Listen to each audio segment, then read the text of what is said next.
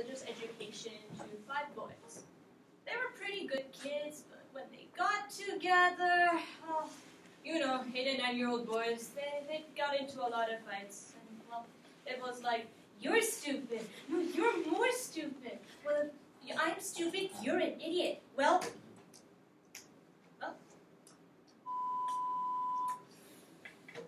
I shut down that fight really quickly.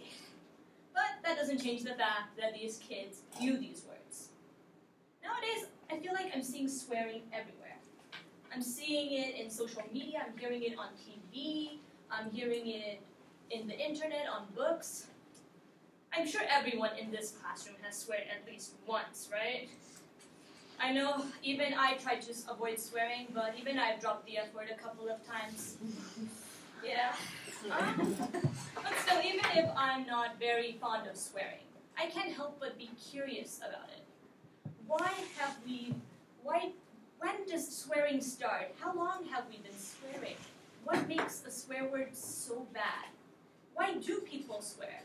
And does swearing have any effects on us and on others? Well, turns out swearing's been around for as long as we've been talking. According to the 2005 article, Cursing is a Normal Function of Human Language, experts say by Natalie Angier. Every language ever studied has its own versions of swearing, and even writings from 5,000 years ago have had their fair assortment of colorful language.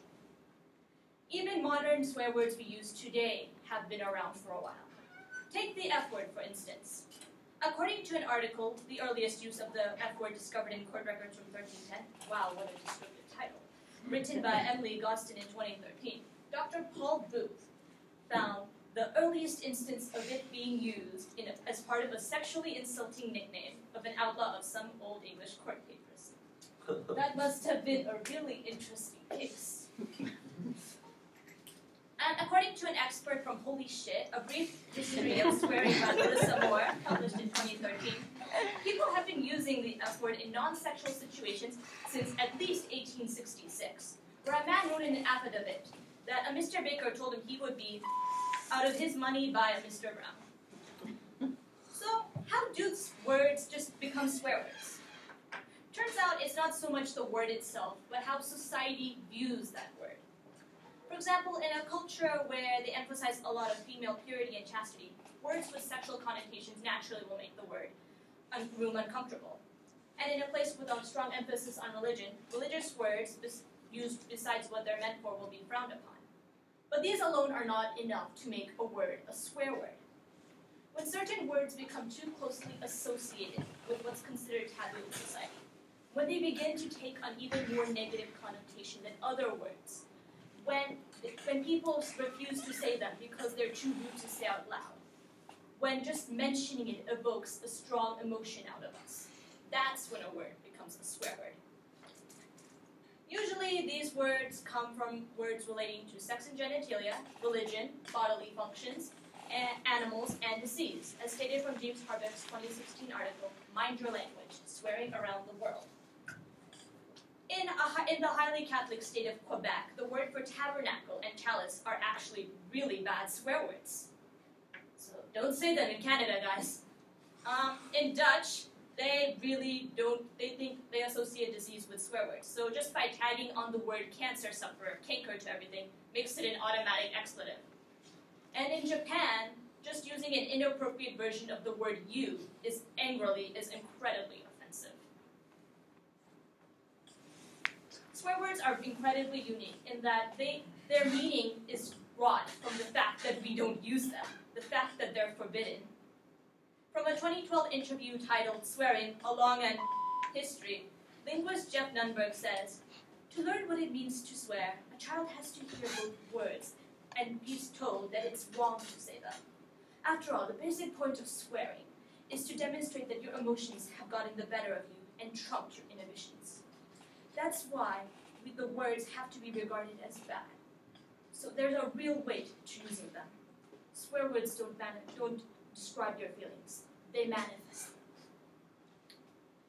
So, there are several effects of swearing. In the 2016 article, Swearing is Scientifically Proven to Help You Deal by Katie Stamets, psychologist Timothy J. says that people swear for 2 reasons. One, to release strong emotions, and two, to effectively and immediately communicate your feelings in a way that no other words do. Because most of us have it beaten into us from a young age that these words are associated with strong, often negative things, our bodies have actually become conditioned to respond to them. Citing from the same article, Professor Benjamin Bergen, who teaches a class on profanity in UC Berkeley, says that upon hearing swear words, our heart rate actually increases, our pupils dilate, and we begin to sweat. In one study where people submerged their hands underwater, people were found to be able to actually withstand more pain when they swore more. That said, this effect actually lessened the more often someone swore in daily use. So the more one swears, the less power these words have, which fits in the fact that they mean so much since we're not supposed to say them.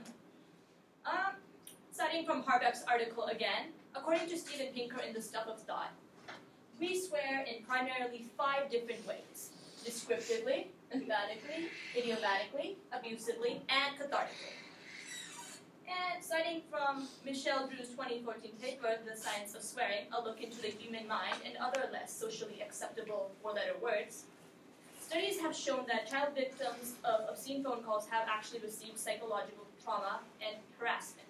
And people who have had harassment and aggression using swear words have obvious negative effects. That said, there is a world of difference between people using the N-word as a racial slur and black people saying it to each other.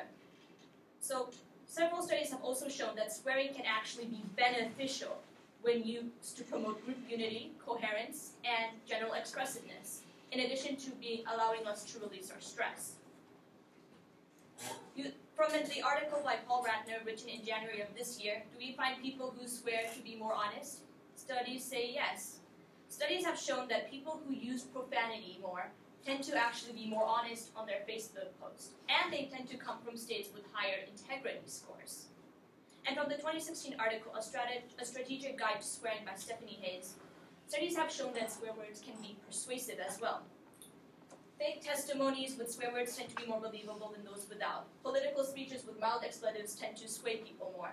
And swearing among coworkers on the lower end of the corporate ladder or in factories actually boosted the morale and lowered stress levels. But despite the fact that swear words are actually proven to be associated with higher verbal intelligence, people also associate swearing with incompetency, so if you want that promotion, you should probably avoid swearing in your workplace.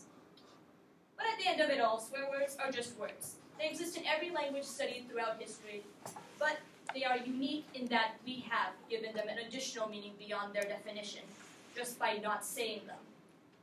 Because of this, swear words can be used to express emotion more accurately and more physically than any other words in our language.